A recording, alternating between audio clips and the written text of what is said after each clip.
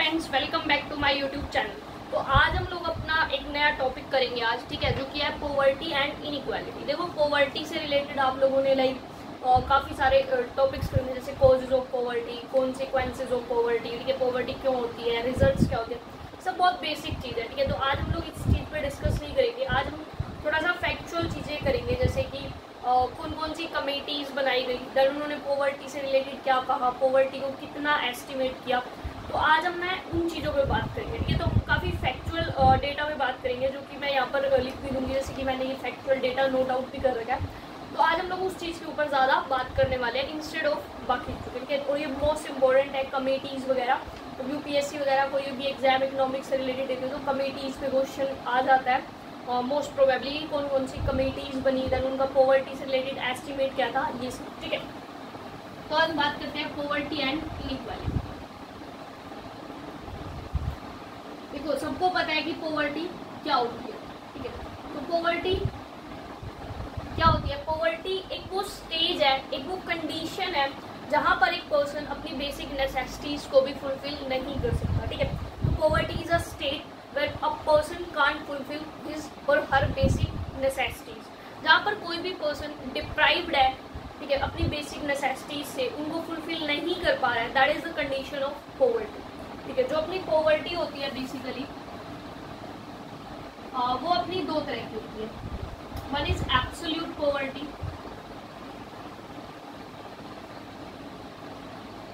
और नेक्स्ट होती है हमारी रिलेटिव पॉवर्टी। तो ये एब्सोल्यूट और रिलेटिव पॉवर्टी, देखो एब्सोल्यूट पॉवर्टी, देखो एब्सोल्यूट मतलब हमारे पास एक फिक्स नंबर है, अगर हम उससे ऊपर नीचे हैं तो हम पॉवर्टी को डिफाइन कर सकते हैं।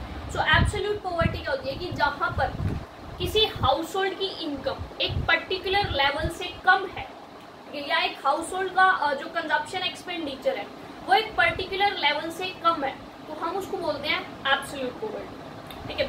जैसे कि सपोज हमने कहा कि इंडिया के अंदर अगर एक पर्सन 1000 रुपये पर मंथ से कम कमा रहा है तो वो पॉवर्टी के अंदर आएगा, मतलब बीपीएल में, बिलो पॉवर्टी लाइन। हमने क्या है, पॉवर्टी लाइन डिफाइन कर दी।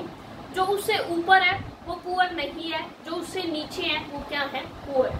तो एब्सोल्यूट पॉवर्टी में क्या होता है, एक प्री डिफाइंड हमारी एक स्टेज होती है, अगर आप उससे नीचे हो तब आप कहीं ना कहीं एब्सोल्यूट पॉवर्टी में हो, ठीक है। तो absolute poverty is a type of poverty where the level of income of an household या level of consumption expenditure of an household is below than that of a particular level that is predefined, ठीक है। जो किसी एक particular level से नीचे है, जो कि पहले से डिफाइंड है। जैसे कि इंडिया के अंदर वो क्या है, पॉवर्टी लाइन है। पॉवर्टी लाइन से ऊपर हो तो आप अबव पॉवर्टी लाइन हो, पॉवर्टी लाइन से नीचे हो तो आप बिलो पॉवर्टी लाइन हो। तो जो नीचे होते हैं वो कौन होते हैं, जो एब्सोल्यूट पुअर होते हैं, ठीक है। नेक्स्ट आती है अपनी रिलेटिव पॉवर्टी। रिलेटिव पॉवर्टी क्या होती है, poverty with respect to the others, ठीक है। हमारी जैसे कि मैं मान लो, चलो हम अपना भी एग्जांपल, जैसे कि मान लो मुकेश अंबानी, ठीक है, और एक उनके भैया हैं, ठीक है, जो भी, ठीक है, या फिर मुकेश अंबानी या उनसे जो भी अमीर है, ठीक है, जो वर्ल्ड लेवल पे मान लो अमीर है, तो मुकेश अंबानी को तो लगे भाई मैं तो बहुत गरीब हूँ, वो तो मेरे से भी ज्यादा अमीर है, ठीक है। तो रिलेटिव पॉवर्टी क्या होती है कि हम लोग जब अपने आप को किसी और से कंपेयर करें तब देखें कि हम तो पुअर है, ठीक है। अब हम लोग वैसे देखें तो हम मान लो अबव पॉवर्टी लाइन है, लेकिन अगर हम लोग अपने आप को कंपेयर करें मान लो हमारे रिलेटिव से जो कि हमसे ज्यादा अमीर है, तो हम कहेंगे कि हम तो भाई गरीब है उनसे, तो ठीक है। लेकिन हम एक प्री डिफाइंड जो अपना इंडिया का स्टैंडर्ड है कि पॉवर्टी लाइन, लेकिन हम उससे तो ऊपर ही है ना। तो रिलेटिव पॉवर्टी क्या होती है, poverty with respect to the others, ठीक है। जब हम एक ही पॉवर्टी को दूसरे के रिस्पेक्ट में देखते हैं, ठीक है, तो वो होती है हमारी रिलेटिव पॉवर्टी। तो ये क्या है, basically it is a type of poverty where poverty is determined on the basis of income of the surrounding, कि हमारे सराउंडिंग, साथ वाले की इनकम क्या है, आसपास में इनकम क्या है, उसको देख के जब अपनी पॉवर्टी को देखते हैं तो वो हमारी रिलेटिव पॉवर्टी, ठीक है। तो हमारी दो तरह की पॉवर्टी होती है। तो ये तो बहुत बेसिक चीजें थी।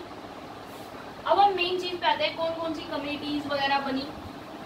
तो पॉवर्टी का एस्टिमेट्स कैसे हुआ, जैसे कि अभी मैंने बात करा कि इंडिया के अंदर क्या है, पॉवर्टी लाइन है। अगर आप इससे ज्यादा कमा रहे हो, जैसे सपोज ये है 1000 रुपये, अगर आप एक महीने में 1000 से ज्यादा कमा रहे हो तो आप पुअर नहीं हो, 1000 से कम कमा रहे हो तो यू आर पुअर, ठीक है। तो ये 1000 ये किसने डिफाइन किया, ये कहाँ से आया, वो हम चीज अब लोग देखेंगे। ठीक है, तो सबसे पहले हम सिर्फ इसी की बात करेंगे, हम कमिटीज की डिटेल में नहीं जाएंगे, पहले वो हम बाद में धीरे धीरे आएंगे ताकि वो इजीली हमको क्लियर हो सके। ठीक है, तो हम लोग क्या है पहले देखेंगे कि क्या क्या लिए, मतलब किस बेसिस पे हमने डिफाइन किया। तो सबसे हम लोग बेसिकली स्टार्टिंग में 3 कमिटीज की बात करेंगे, जिसमें से हमारी सबसे पहली होगी जो कि 1971-72 में हुई, that was Dandekar and Rath committee.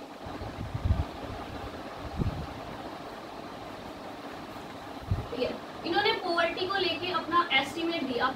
इन्होंने सबसे पहले क्या किया, देखो इन्होंने कैलोरी बेस्ड, कैसे कैलोरी बेस्ड पॉवर्टी को डिफाइन किया। इनका जो पॉवर्टी एस्टिमेट था वो क्या था, कैलोरी बेस्ड था। ठीक है, तो कैलोरी बेस्ड मतलब कि कैसे, जैसे कि हम लोग जब 9th-10th में थे तब भी हम लोग पढ़ते थे कि अगर एक एरिया में इतने से ज्यादा कैलोरी कोई कंज्यूम कर रहा है तो वो अबव पॉवर्टी है, कम कर रहा है तो बिलो पॉवर्टी है। बट द पॉइंट बीइंग, अब आपके लोगों से जाके पूछ के आओगे कि भाई तुम कितनी कैलोरी कंज्यूम कर रहे हो, लोगों को तो पता भी नहीं होता कि किस चीज में कितनी कैलोरीज होती हैं। ठीक है, वो तो कोई एजुकेटेड, इवन हमें भी नहीं पता होगा कि हम जो लोग कंज्यूम कर रहे हैं उसमें कितनी कैलोरी है कौन सी चीज में। ठीक है, तो ऑब्वियसली ऐसे नहीं होता। तो हम बेसिकली क्या करते हैं, तो वो हम वैसे तो आगे बात करेंगे कि हम एक लाइक पूछते हैं उनसे कि तुमने लास्ट इतने दिनों में कितना खाया, मतलब कौन कौन सी चीजें खाई, फिर हम उनमें से कैलोरी निकालते हैं। ठीक है, देन हम पूरे सब लोगों की एवरेज लेते हैं, फिर हम क्या करते हैं उसको पैसे में कन्वर्ट कर देते हैं। पहले हमने कैलोरीज निकाली, फिर उन्होंने कितना कैलोरी का कंजप्शन है, हम उसको पैसे में कन्वर्ट कर देते हैं कि सपोज 2000 कैलोरी लेने के लिए आपको कितना खर्चा करना पड़ता है, हम उसमें कर देते हैं। फिर हम कहते हैं जिसने इससे ज्यादा स्पेंडिंग की दैट इज अबव पॉवर्टी, जिसने इससे कम स्पेंडिंग की दैट इज बिलो पॉवर्टी। ठीक है, तो इनका जो था वो कैलोरी बेस्ड कंजप्शन था। ठीक है, सबसे पहले हम लोगों ने क्या है कैलोरी के अकॉर्डिंग डिफाइन किया कि द पर्सन जो कंज्यूम कर रहा है ज्यादा कैलोरी वो अबव पॉवर्टी लाइन है, जो कम कैलोरी कंज्यूम कर रहा है वो बिलो पॉवर्टी लाइन है। देन हम लोगों ने उस कैलोरी को चेंज किया, we have converted that calorie consumption into the consumption expenditure, इसमें पैसे की फॉर्म में। और हम डायरेक्टली लोगों से पूछते भैया अगर तुम इतना पैसा पिछले महीनों में खर्च कर रहे हो then you are above poverty, कम कर रहे हो बिलो पॉवर्टी। ठीक है, तो हमने उसको पहले कैलोरी बेस्ड किया, देन कैलोरी से हम लोगों ने उसको कंजप्शन एक्सपेंडिचर बेस्ड किया। ये दांडेकर एंड रथ कमेटी में था और उन्होंने कैलोरी कितना ली 2250 KCL पर पर्सन पर डे, मतलब एक पर्सन एक दिन में 2250 कैलोरी का अगर कंजप्शन कर रहा है तो ठीक है, इससे ज्यादा कर रहा है तो वो अबव पॉवर्टी, लेकिन अगर इससे कम कर रहा है तो वो पॉवर्टी में है, वो बिलो पॉवर्टी लाइन है। That was according to Dandekar and Rath committee. ठीक है, अभी हम इस कमेटी में ना धीरे धीरे बहुत डिटेल में डिस्कस करेंगे कैसे उन्होंने कैलकुलेट किया, क्या किया पॉवर्टी का इसमें।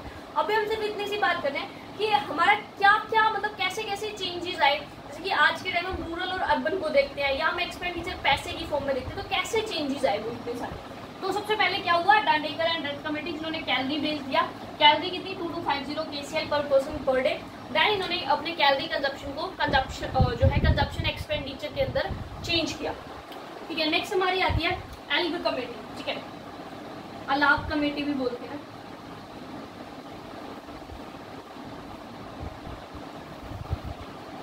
ठीक है, ये कमेटी जो है ना, ये पढ़ के आपको पता चलेगा कि हाँ ये तो हमने 9th-10th क्लास में पढ़ रखे हैं, क्योंकि जब हम लोग 9th-10th क्लास में होते हैं ना तो जो अलाप कमेटी ने जो दिया था ना कि इससे ऊपर कैलोरी कंजप्शन इससे कम वाला जो है वो उसके बेस पे हमारी पॉवर्टी डिफाइन होती है। जैसे कि इन्होंने क्या है रूरल और अर्बन का अलग अलग किया।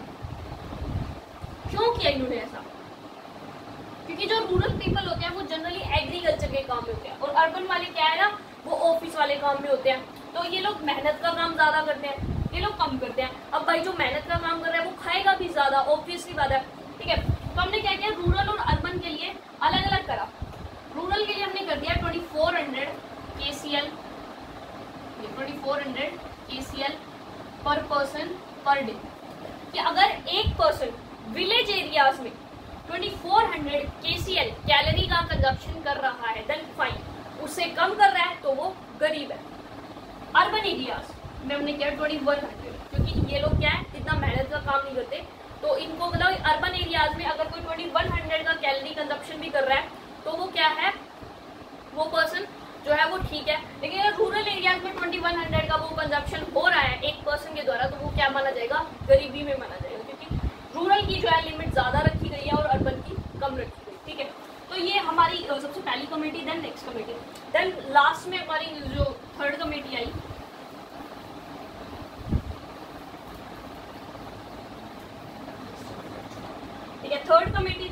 आती है डीटी लकड़वाला कमेटी, जो कि हमारी आती है 1991 की डीटी कमेटी। ठीक है, इन्होंने अपनी एक अलग ही मतलब की डेफिनेशन दी। इन्होंने बेसिकली क्या किया, डीटी लकड़वाला जो कमेटी थी उन्होंने हेड काउंट रेशियो क्या निकाली, head count ratio. Head count ratio क्या होता है, परसेंटेज। हेड काउंट रेशियो क्या, जैसे मान लो BPL divided by total population multiply by 100, मतलब कि टोटल पॉपुलेशन का कितने परसेंट लोग जो है वो बिलो पॉवर्टी लाइन। ठीक है, हम कहते हैं कि मान लो 20% लोग बीपीएल है, मतलब कि अगर 100 लोग हैं तो उनमें से 20 लोग ऐसे हैं जो बिलो पॉवर्टी लाइन है। उन्होंने हेड काउंट रेशियो को जो है काउंट किया, और उन्होंने क्या किया, पहले तो उन्होंने स्टेट लेवल पे अलग अलग निकाली। मान लो ऐसे करा उन्होंने कि हरियाणा में अगर इतना कंजप्शन हो रहा है तो वो अबव पॉवर्टी लाइन है, कम हो रहा है तो वो बिलो पॉवर्टी। हरियाणा का अलग, गोवा का अलग, ये सिक्किम का अलग, पंजाब का अलग, राजस्थान, मतलब अलग अलग हर स्टेट का उन्होंने क्या किया, कैलोरी कंजप्शन अलग अलग किया। ठीक है, हर स्टेट का कैलोरी कंजप्शन अलग अलग किया, देन उसको फाइनली एग्रीगेट किया at national level, aggregated at national level. ठीक है, first they calculated the consumption level at the state level, then aggregated the same on the national level and calculated head count ratio, और इसके base पर उन्होंने poverty को define किया DT Lakdawala committee. ये वाली कमेटी जो है इसको भी हम काफी डिटेल में आगे डिस्कस करेंगे। ठीक है, तो ये तो हमारा बेसिक था कि हमने कैसे कैसे हम लोग पॉवर्टी को डिफाइन करते हैं। जैसे आज के टाइम हम लोग क्या करते हैं, जब भी आप इकोनॉमिक सर्वे पढ़ोगे, एनएसएसओ की रिपोर्ट पढ़ो, ठीक है, या फिर कुछ ऐसा पढ़ते हो तो आपको दिखता होगा कि इतने लोग जो है वो इतने कम कैलोरी कंज्यूम कर रहे हैं रूरल एरियाज में, अर्बन एरियाज में इतने गरीब है, तो हम अलाप कमेटी की जो है बेसिकली लेके चलते हैं कि 2400 और 2100 वाला, और फिर हम कहते हैं कि हेड काउंट रेशियो, यानी कि इतने परसेंट लोग बीपीएल है तो वो क्या है, हेड काउंट रेशियो। तो वो हम अब क्या है वो इन्हीं कमेटीज में से निकल के आई हुई है रिकमेंडेशन जो आजकल हम यूज करते हैं। ठीक है, नेक्स्ट हमारा आता है, देखो अभी हमने बात किया कि एक पर्सन, मान लो एग्जाम्पल 2400 ACL पर पर्सन पर डे, हमने कहा जो इससे ज्यादा कंजप्शन कर रहा है वो जो है वो APL जो इससे कम कर रहा है वो क्या है, गरीब है, पुअर है, यानी कि बिलो द पॉवर्टी लाइन है। लेकिन अब बात आती है कि ये कंजप्शन कैसे निकालोगे आप लोग, ये कंजप्शन आप लोग कैसे निकालोगे, हाउ विल यू कैलकुलेट। लोगों से जाके तो नहीं पूछ सकते कि भाई कल तुमने कितनी कैलोरीज खाई, ठीक है, ऐसा तो हम लोग नहीं कर सकते। तो अब हम लोग ये कंजप्शन जो है वो कैसे कैलकुलेट करेंगे, अब हम लोग वो चीजें देखेंगे। तो उसके लिए भी जो है ना अलग अलग मेथड्स हैं, ठीक है, और सभी मेथड्स अलग अलग कमेटीज ने दिए, लेकिन किस कमेटी ने क्या दिया वो हम लास्ट में देखेंगे। अभी हम सिर्फ मेथड्स की बात करते हैं, किस कमेटी ने कौन सा मेथड यूज किया वो हम धीरे धीरे बात करेंगे। ठीक है, तो जो है 3 बेसिकली मेथड होते हैं, that is URP, MRP and modified MRP। URP हमारा होता है यूनिफॉर्म रिकॉल पीरियड,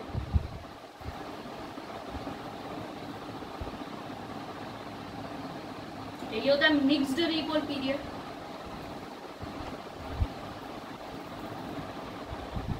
एंड वो मॉडिफाइड मिक्स्ड रिकॉल पीरियड। ठीक है, तो अब हम लोग इसमें क्या करते हैं basically, URP, MRP and modified MRP। हम लोग जैसे मान लो मैं जो है वो डेटा कलेक्ट कर रही हूँ पॉवर्टी के ऊपर, तो मैं क्या विलेज मतलब किसी एरिया में गई, तो यूनिफॉर्म रिकॉल पीरियड में हम रिकॉल पीरियड लेते हैं 30 डेज का for food and non food item. क्या होता है अभी हम एक्सप्लेन करते हैं। ठीक है, तो हमारे यहाँ पर क्या होता है, we take recall period of 30 days for food and non food items. ठीक है, तो ये हमारे क्या methods to calculate consumption expenditure.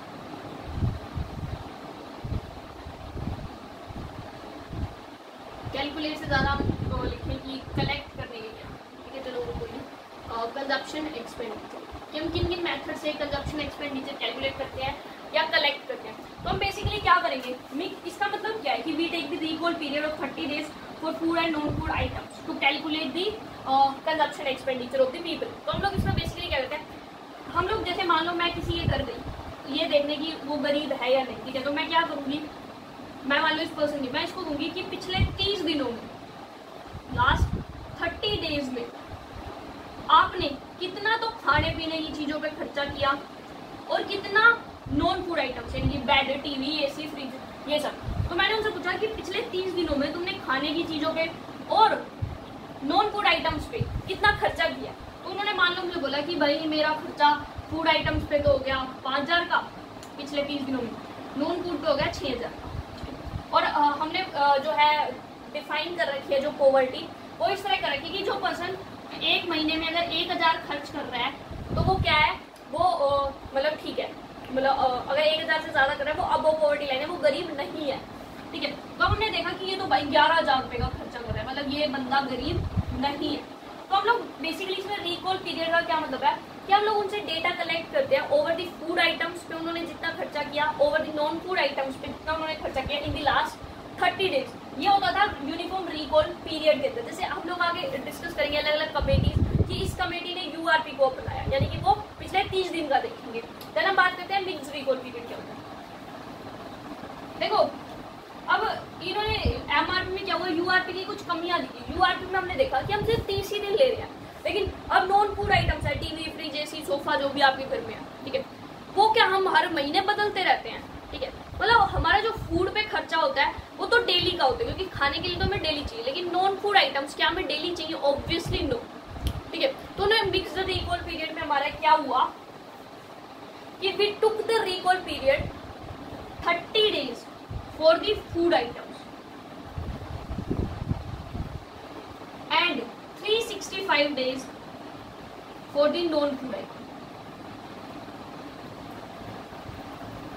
मतलब कि अब मान लो अब हम लोग डेटा कलेक्ट करने निकले तो हम किसी से अगर पूछेंगे तो हम कहेंगे कि पिछले 30 दिनों में तुम्हारा खाने पे कितना खर्चा हुआ और पिछले 365 डेज में तुम्हारा नॉन फूड आइटम्स पे कितना खर्चा हुआ, ठीक है, जो खाने से रिलेटेड नहीं है, ठीक है। तो अब हम लोगों ने क्या किया, अलग कर दिया, फूड और नॉन फूड आइटम्स का टाइम पीरियड क्या है, डिफरेंट कर दिया, फाइन।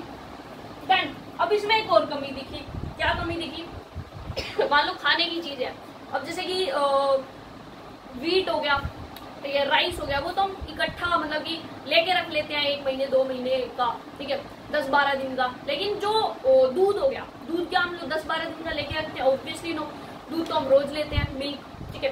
तो इन्होंने कहा मॉडिफाइड रिकॉल पीरियड में क्या हुआ, इन्होंने जो है 3 चीजों में, एक तो पेरिशेबल आइटम्स, ठीक है, दूसरा फूड आइटम्स और तीसरा नॉन फूड आइटम्स, तीनों को सेग्रीगेट कर दिया, perishable items, food items and non food items, ठीक है। पेरिशेबल आइटम्स के लिए इन्होंने लिया 7 डेज का रिकॉल पीरियड। अभी जाके पूछेंगे लोगों से कि पिछले 7 दिनों में तुमने जो है दूध, दही, जो पेरिशेबल आइटम्स, वेजिटेबल्स, इन पे कितना खर्चा किया।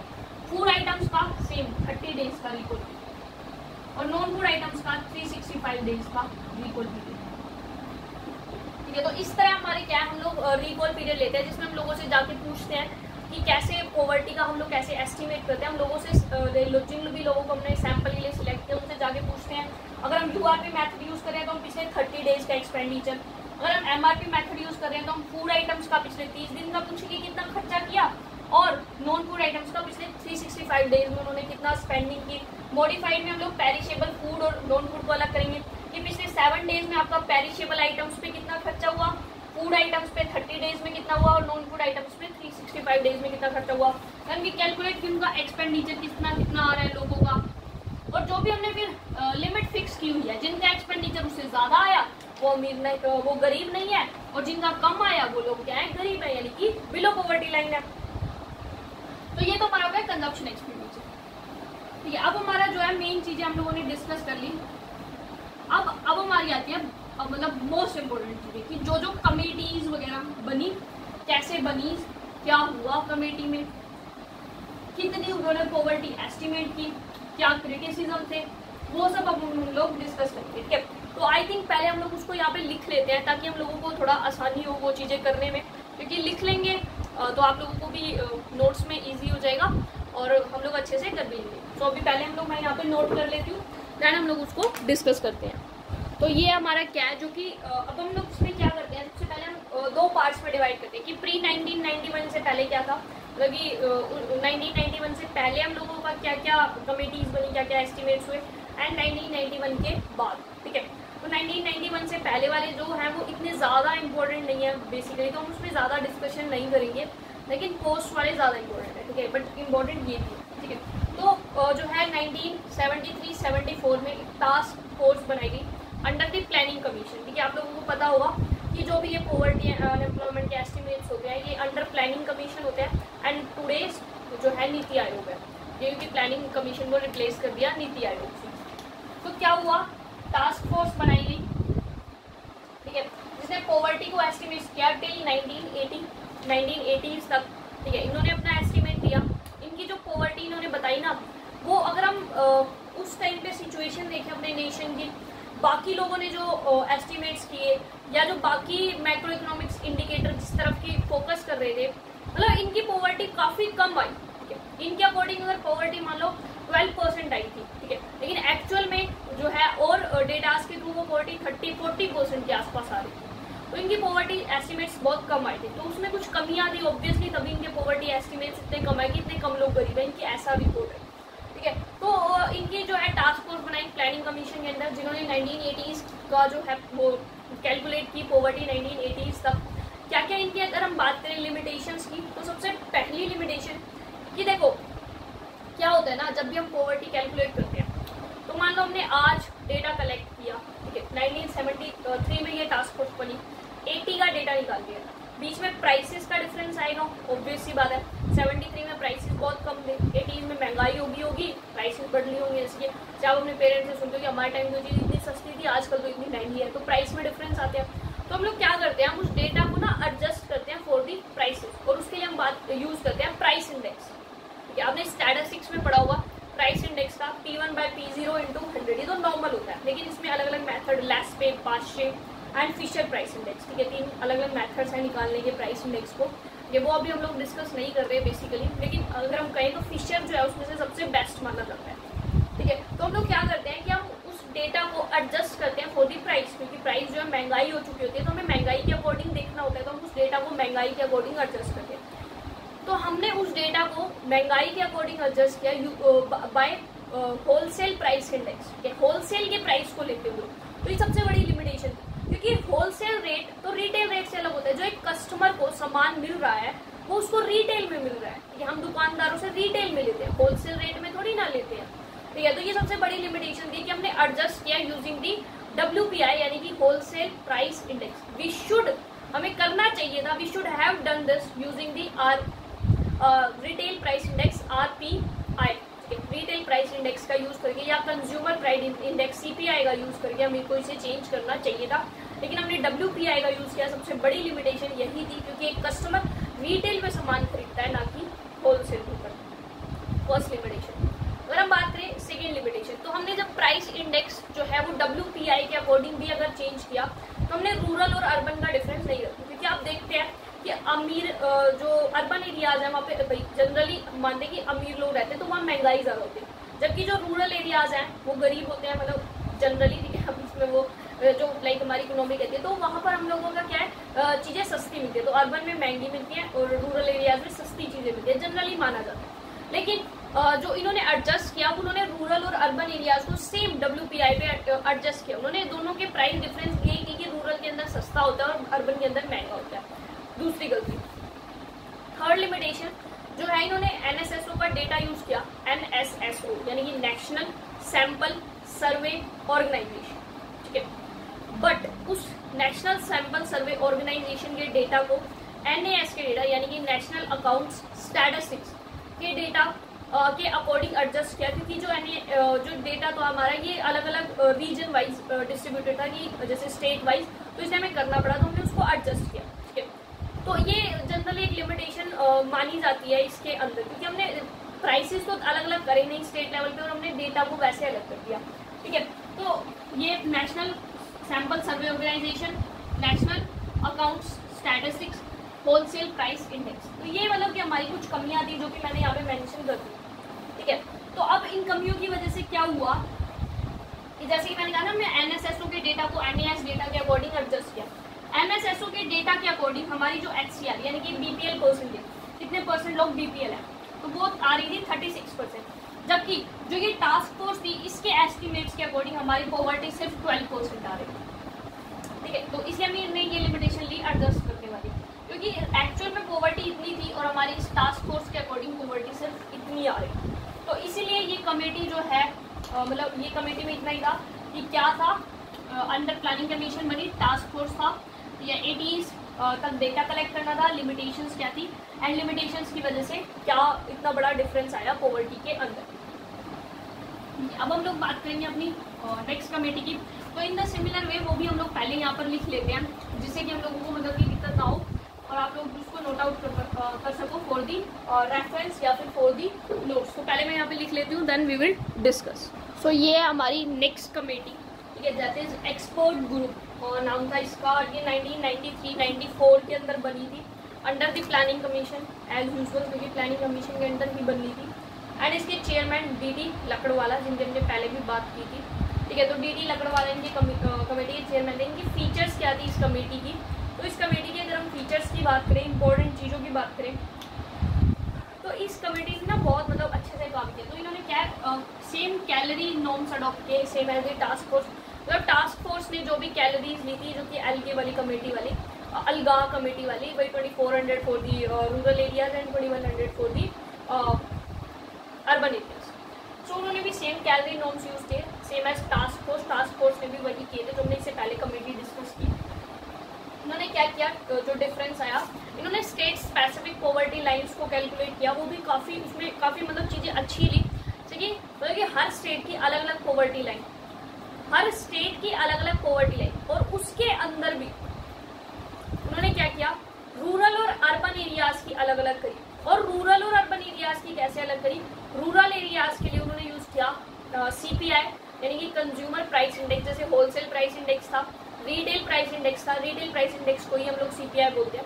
जैसे उसकी कमी क्या थी, उन्होंने डब्ल्यूपीआई यानी रिटेल प्राइस इंडेक्स को यूज किया, लेकिन ये लोग क्या करें, सीपीआई कंज्यूमर प्राइस इंडेक्स को यूज करें। तो मतलब उसकी लिमिटेशन को दूर करते हुए चल रहे हैं, ठीक है। तो उन्होंने क्या, रूरल अर्बन एरियाज में डिफरेंस नहीं किया टास्क फोर्स ने, लेकिन इन्होंने किया ये। तो इन्होंने क्या, state specific poverty line calculate की, और उसके अंदर भी इन्होंने रूरल और अर्बन एरियाज की अलग अलग पॉवर्टी लाइन्स को एस्टिमेट किया।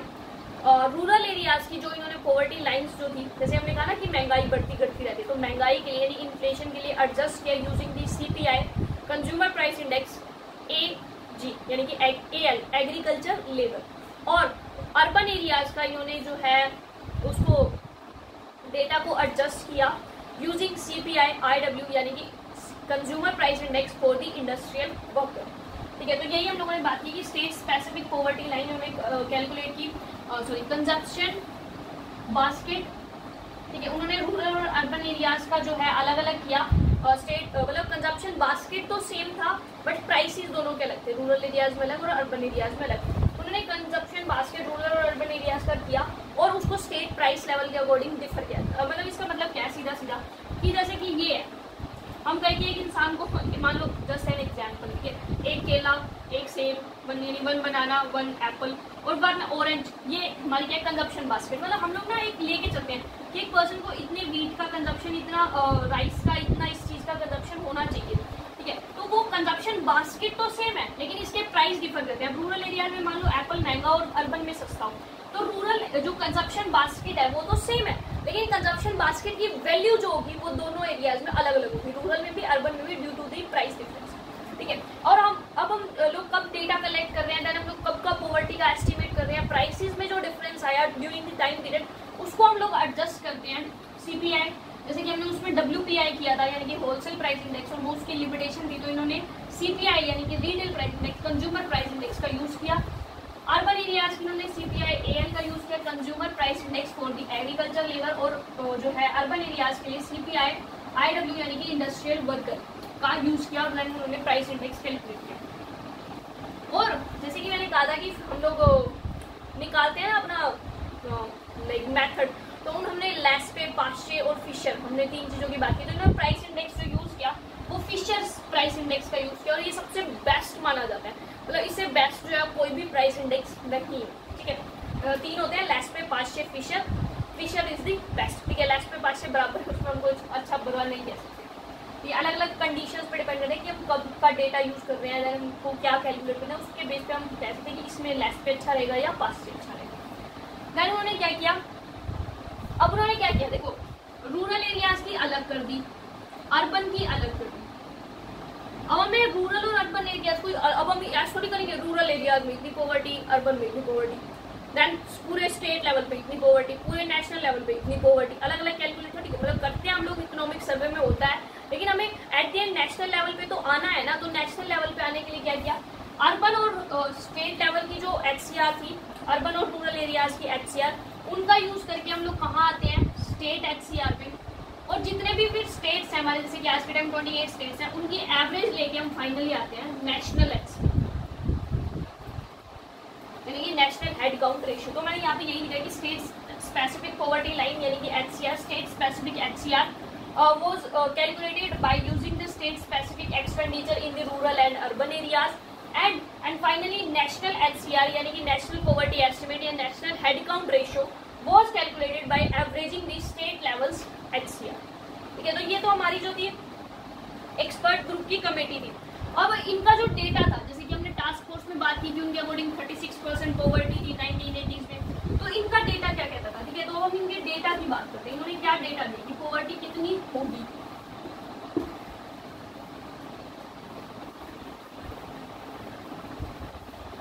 ठीक है, तो हम लोग थोड़ा सा डेटा लिखेंगे इनका। पहले हम लोग लिखते हैं ईयर, ठीक है, HCR हेड काउंट रेशियो, ठीक है। रूरल एरियाज में कितनी थी, अर्बन में कितनी थी, एंड पूरी नेशनल लेवल पे कितनी थी, यानी कि टोटल या नेशनल HCR भी आप लोग बोल सकते हैं। तो ईयर अगर हम लें, सपोज वैसे तो इन्होंने बहुत सारे ईयर्स की कैलकुलेट की थी, लेकिन हम कुछ ही लें।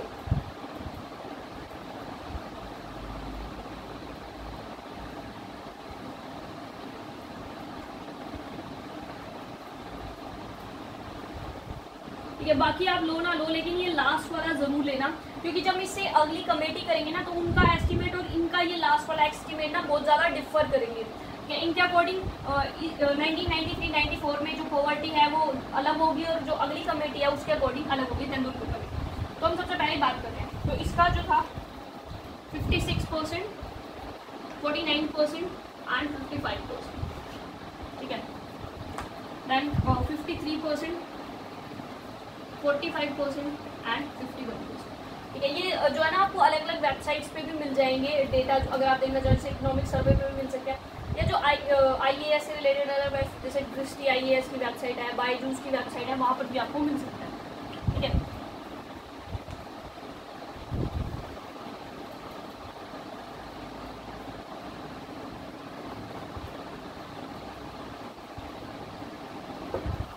तो ये इन्होंने पॉवर्टी का एस्टिमेट दिया कि 1973-74 में रूरल में 56%, अर्बन में 49, टोटल इतनी एट इस तरह इन्होंने अपना, आप देख सकते हो, ठीक है।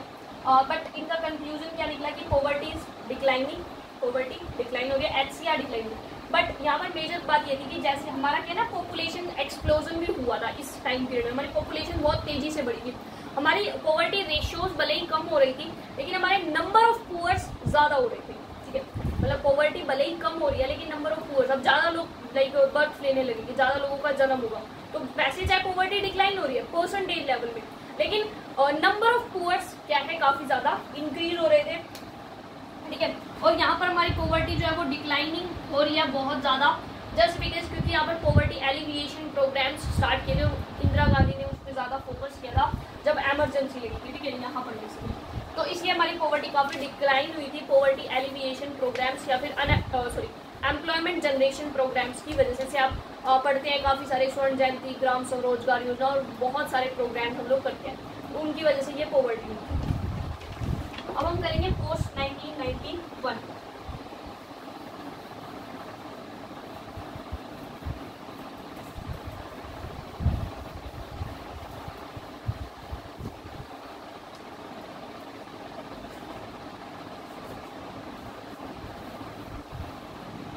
तो पोस्ट 1991 में हमारी बेसिकली 3 कमेटीज आती हैं, ठीक है। वन हमारी जो है एक जो हमारी 2 कमेटीज आएंगी, एक हमारी आएगी Tendulkar committee and Rangarajan committee, ठीक है। तो हम लोग इस डिस्कस करेंगे, लेकिन हम उससे पहले एक चीज़ बात करते हैं। देखो जो 1993-94 का पीरियड था ना,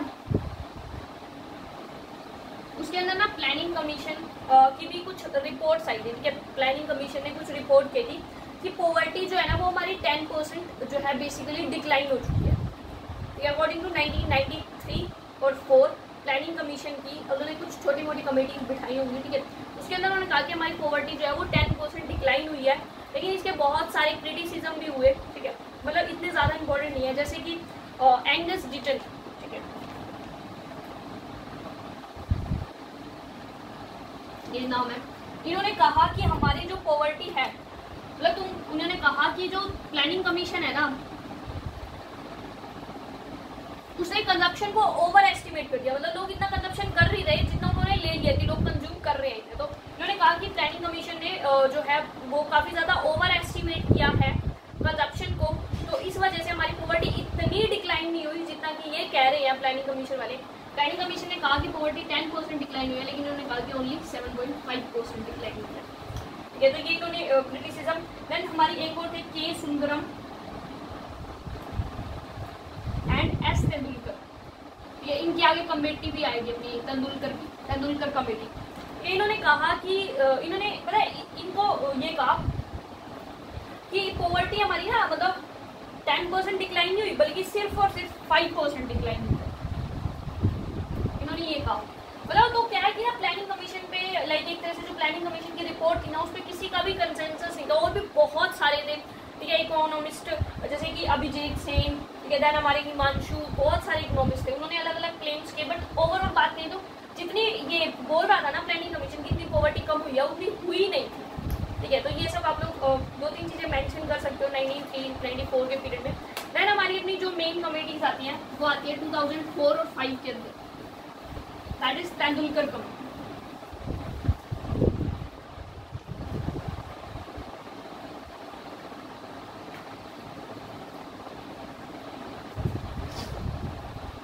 देखो सारी की सारी कमेटीज जो थी ना, चाहे कोई भी हो, वो सभी बैठी प्लानिंग कमीशन के अंदर की थी, ठीक है। तो हमारी कौन सी आती है तेंदुलकर कमेटी, ठीक है। इनके एस्टिमेट्स काफ़ी अलग होते हैं, तो इसको भी पहले मैं लिख लेती हूँ, देन वी विल डिस्कस। तो ये हमारी जो है वो नेक्स्ट कमेटी है, दैट इज तेंदुलकर कमेटी। इन्होंने जो है ना सेम यूज़ किया, सेम एज दी हमारी पहले वाली कमेटी यानी कि डीटी लकड़वाला कमेटी के अकॉर्डिंग इन्होंने सेम चीज़ें यूज़ की, जैसे कि फिशर प्राइस इंडेक्स का यूज़ करना, के स्टेट वगैरह को अलग अलग करना। तो काफ़ी चीज़ें सिमिलर थी, लेकिन कुछ चीज़ें अलग भी थी इनकी, और वो कुछ अलग चीज़ें बेसिकली इनकी क्या थी तेंदुलकर कमेटी की। एक तो ना इन्होंने पॉवर्टी लाइन को ना काफ़ी कॉम्प्रिहेंसिव बनाया, यानी कि पहले हम पॉवर्टी में क्या ले रहे थे कि कौन कितना कंजप्शन कर रहा है, देन एक्सपेंडिचर। लेकिन इन्होंने क्या किया, इन्होंने कहा कि ठीक है कंजप्शन, लेकिन अब हम मॉडर्न एरा में रह रहे हैं, अब हमें एजुकेशन भी उतनी ज़रूरी है और हेल्थ भी उतना ही ज़रूरी है जितना कि कंजप्शन होती है। तो उन्होंने पॉवर्टी लाइन को काफ़ी ज़्यादा कॉम्प्रिहेंसिव किया by adding the health as well as the education. तो इन्होंने हेल्थ और एजुकेशन क्राइटेरिया भी इन्वॉल्व किया under the poverty line. Second, जो भी हम लोग कैलोरी कंजप्शन को लेके चल रहे थे, इन्होंने कैलोरी कंजप्शन को रिड्यूस किया, जैसे कि रूरल का हम 2400 एंड उनका 2100, इन्होंने कैलोरी कंजप्शन रिड्यूस किया। उन्होंने कहा कि अब हम मॉडर्न एरा में आ चुके हैं, जहाँ पर अब हम लोग क्या है ऑफिस वाले वर्क का ज़्यादा काम है हमारा, मतलब कि मेहनत का काम कम है, तो हमें इतने ज़्यादा कैलोरी की नीड नहीं है, ठीक है, इतना खाने की, ठीक है। तो उन्होंने कैलोरी कंजप्शन को भी काफ़ी ज़्यादा रिड्यूस किया, ठीक है। और उन्होंने क्या किया, उन्होंने MRP मेथड का यूज किया, यानी कि मिक्स्ड इक्वल पीरियड। लेकिन जो इससे पहले कमेटी थी, यानी कि अपनी जो लकड़वाला कमेटी थी, उन्होंने क्या है, उन्होंने URP यानी कि यूनिफॉर्म रिकॉल पीरियड, यस, उन्होंने उसका यूज किया था, ठीक है। देन इन्होंने क्या है, ये हमने बात की कि उन्होंने कॉम्प्रिहेंसिव क्या, ये भी हमने बात की। उन्होंने क्या किया ना, रूरल बास्केट को अपडेट किया टू दी अर्बन बास्केट। मतलब जैसे कि हम पहले क्या रूरल बास्केट कम लेके चलते थे, अर्बन ज़्यादा वैल्यू की टर्म, ठीक है। इन्होंने रूरल को क्या इक्वल कर दिया अर्बन की, यानी रूरल अर्बन है क्या हो चुके हैं, इक्वल हो चुके हैं, यानी उसको भी इतना ही खर्चा है रूरल का, अर्बन का भी उतना ही खर्चा है, इस तरह हम लोगों ने करा, ठीक है। लेकिन उन्होंने अर्बन को अपडेट नहीं किया। देखो कुछ भी हो, भले हम लोग मानते हैं कि चलो ठीक है रूरल एरिया धीरे धीरे अमीर होने लगे, अच्छी तरफ बढ़ने लगे तो उनका कंजप्शन मतलब उनका काम अच्छा होने लगे तो उनका बास्केट अपडेट करना बनता है। लेकिन इट डजंट मीन कि रूरल अर्बन के इक्वल आ गए, अर्बन भी तो इंक्रीज हुआ है ना, ठीक है। तो अर्बन में भी इनकम जनरेशन ज़्यादा हुई है, तो इन्होंने रूरल को अर्बन के इक्वल लाया, लेकिन अर्बन बास्केट में कोई चेंजेस नहीं लाए, ठीक है। 1 पॉइंट। तो ये जो है तेंदुलकर कमेटी की मेनली थी, और इनका एस्टिमेट क्या था 1993-4 में 40, 50, 32, 45, ये इनका HCR हेड काउंट रेशियो 11-12 में ये था। ये काफ़ी ज़्यादा रिड्यूस हुआ। रीजन भी पॉवर्टी एलिविएशन प्रोग्राम। यहाँ पर अगर आप इसको कंपेयर करो पहले वाली कमेटी से, तेंदुलकर कमेटी है ये लकड़वाला कमेटी से, तो ये काफ़ी ज़्यादा है। रीज़न क्या है इसका ज़्यादा होने का, क्योंकि हमने रूरल बास्केट को अपडेट कर दिया। पहले अगर हम मान लो कह रहे थे कि रूरल एरियाज को मान लो 100 रुपये का खर्चा करना है एक दिन में, तो हम कह रहे हैं कि उनको 200 का खर्चा, यानी अर्बन के बराबर खर्चा करना है, तब हम मानेंगे कि वो गरीब नहीं है, ठीक है। तो अर्बन एरियाज की के जितनी रूरल एरियाज की बास्केट लाने की वजह से ही हमारा जो है पॉवर्टी तेंदुलकर कमेटी के अकॉर्डिंग काफ़ी ज़्यादा हो गई थी as compare to Lakdawala committee, ठीक है। तो ये तो थी हमारी तेंदुलकर कमेटी। अब लास्ट हमारी आती है रंगराजन कमेटी, ठीक है। बस वो हमारी लास्ट है एंड फाइनली हमारा पॉवर्टी एस्टिमेशन के जितने भी कमेटीज हैं वो खत्म हो गए, ठीक है। तो रंगराजन कमेटी, चलो उसको भी पहले लिख ही लेते हैं, फिर हम लोग उसको डिस्कस करते हैं। तो रंगराजन कमेटी में हमारा बेसिकली क्या हुआ, इन्होंने जो है consumption basket for the rural and urban areas की अलग अलग कर दी थी, ठीक है। उसके बाद उन्होंने, जैसे कि हमने बात की, बाकी कमेटीज ने क्या है जो URP मेथड का यूज किया, जैसे कि हमारी लकड़वाला कमेटी, देन उसके बाद जो कमेटी आई थी हमारी तेंदुलकर कमेटी, उन्होंने MRP, लेकिन इस कमेटी रंगराजन कमेटी ने मॉडिफाइड MRP यानी कि मॉडिफाइड मिक्स रिकॉल पीरियड, इसमें हम पेरिशेबल आइटम्स भी लेते हैं, उनको भी इंक्लूड किया।